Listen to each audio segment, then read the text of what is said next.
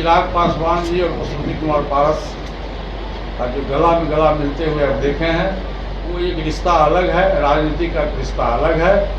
चिराग पासवान अपने जगह पर है, मैं अपने जगह पर हूँ, लेकिन हाजीपुर से मैं चुनाव लड़ूंगा, इसको दुनिया की कोई ताकत नहीं रोक सकता। और मैं पहले भी कह चुका हूँ कि मैं जब तक राजनीति में जिंदा रहूंगा, एनडीए गठबंधन का पार्ट रहूंगा, सहयोगी दल रहूंगा, और मैं जब तक राजनीति में जिंदा रहूंगा, मैं हाजीपुर की जनता की सेवा करता रहूंगा। हम एनडीए के पुराने सहयोगी हैं और विश्वासी सहयोगी भी हैं। इसका ज्वलंत उदाहरण आज भी आप देखे होइएगा कि रोजगार मेला का उद्घाटन माननीय प्रधानमंत्री जी के द्वारा हमारे नाम का ही प्रपोजल दिया गया, और आज में तो रोजगार मेला का भी उद्घाटन किया। मार्केट में कुछ गलतफहमी है, जो प्रेस मीडिया के साथी हैं। आज वहाँ कुछ लोग बोल रहे थे कि आपकी पार्टी में टूट है। अरे पार्टी में कहाँ टूट है? हमारे पार्टी में 5 सांसद हैं, 3 सांसद यहाँ मौजूद है, एक प्रिंसराज है, 4 है, एक श्रीमती बीना देवी। इसलिए हमारे दल में कहीं कोई टूट नहीं है, कहीं कोई फूट नहीं है, और हम भाजपा के सहयोगी दल हैं, ईमानदार सहयोगी दल हैं। और जहाँ तक हाजीपुर का सवाल है, चिराग पासवान जी का कहना है कि हाजीपुर मेरे पिता की कर्मभूमि है, तो उनके पिता की कर्मभूमि है तो मेरे भाई का भी कर्मभूमि है। और मैं शुरू से कहता आया हूँ कि जब से राजनीतिक जीवन में 69 से पासवान जी आए, पहले वो हमारा जो जहाँ घर है अलौली, वहाँ से बिहार विधानसभा के सदस्य चुने गए।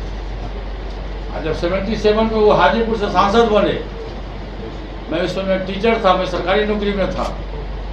उन्होंने मुझको ही बुला के कहा कि पारस तुम ही मेरा उत्तराधिकारी हो, तुम ही अलौली से चुनाव लड़ो।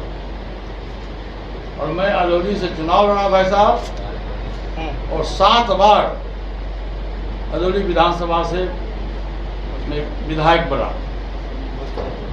फिर जब हाजीपुर की बारी आई, जब 2019 में पासवान जी राज्यसभा में चले गए, उन्होंने मुझको बुलाया कि आप सब लोगों को ये पता है कि हमारे तीनों भाई में कितनी घनिष्ठता थी। ये सब पूरे बिहार के लोगों को पता है, देश के लोगों को पता हो नहीं हो, पूरे बिहार के लोगों को पता है कि हम लोग राम लक्ष्मण भरत की तरह तीनों भाई रहते थे। आज तो कभी भी, जब तक जिंदगी में हम लोग 70-72 वर्ष का उम्र हुआ, कभी तीनों भाई में न मनभेद हुआ, न मतभेद हुआ, न परिवार में हुआ।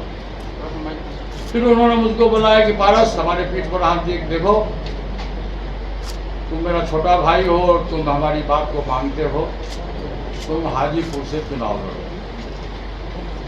मैंने कहा कि भैया, हम तो बिहार सरकार में कैबिनेट मिनिस्टर हैं, और दिल्ली में कभी गया नहीं हूँ। मैं 77 से लेके आज तक मैं बिहार की राजनीति में हूँ। आप परिवार में से किसी दूसरे सदस्य को चुनाव लड़ा दीजिए। मैंने नाम लिया कि आप चिराग पासवान जी को लड़ा दीजिए, आप भाभी जी को लड़ा दीजिए। उन्होंने कहा कि नहीं, चिराग पासवान जमुई से सांसद है, वो जमुई से लड़ेगा। तुम हाजीपुर को 77 से लेकर आज तक तुम हाजीपुर को जानते हो। हाजीपुर हमारी माँ है, और हमारा सपना है, हमारा सोच है कि मेरे नहीं रहने के बावजूद भी हाजीपुर में जो मेरा पूरा कार्य पड़ा हुआ है, तुम ही इस कार्य को पूरा करोगे। चिराग पासवान जमुई के सांसद है, और जितना मुझको विश्वास तुम पर है, उतना परिवार के किसी दूसरे सदस्य पर नहीं। मैंने उनकी बात को काट नहीं सका, मैं चुनाव लड़ा।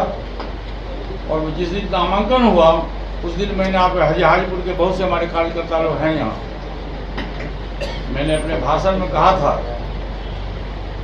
कि मैं हाजीपुर से चुनाव लड़ना नहीं चाहता था, लेकिन बड़े भैया का आदेश है और पार्टी का निर्देश है कि मैं चुनाव लड़ रहा हूँ। ये चुनाव में मेरा प्रमोशन नहीं हो रहा, मेरा डिमोशन हो रहा, क्योंकि मैं बिहार सरकार के कैबिनेट मिनिस्टर हूँ। तो उसमें पत्रकार साथी ने हाजीपुर में सब लोग लिखे अखबार में कि पारस जी चुनाव हार मान लिए, पहले दिन मान लिए, इसलिए उन्होंने इस तरह की बात कही। लेकिन नहीं, वो बात नहीं था।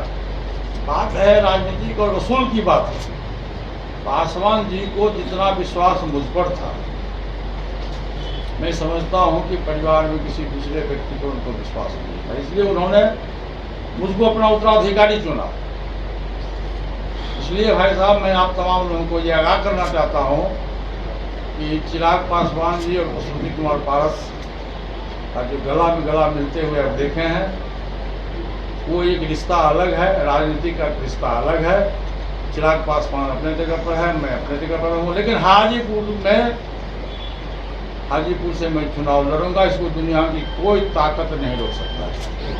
और मैं पहले भी कह चुका हूँ कि मैं जब तक राजनीति में जिंदा रहूंगा, मैं एनडीए गठबंधन का पार्ट रहूंगा, सहयोगी दल रहूंगा, और मैं जब तक राजनीति में जिंदा रहूंगा, मैं हाजीपुर की जनता की सेवा करता रहूंगा।